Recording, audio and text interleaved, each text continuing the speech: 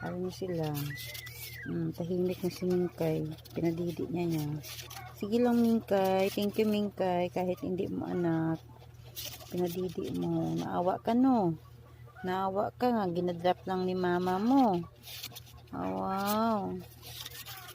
Ang bait-bait ni Mingkay bang. Bait-bait ni Mingkay. Bawa, bait-bait ni Mingkay ko ba? Thank you, Mingkay. Nagdidi na sila. Oh, naglaro sila. Oh, naglaro. Oh, ito ang banak ni Mingkay nga maliit pa. Oh, ipinaglaruan niya ang ano, ang dayuhan. Sus, kung wala ta ka mo ginsid, patay na ka mo. Kawawa naman ka mo. Bakit pinagtapon ka mo ng may-ari? Walang puso. Sino man yan nagtapon ng kanyang pusa? Sana makonsensya kayo kahit itapon nyo kung malaki na.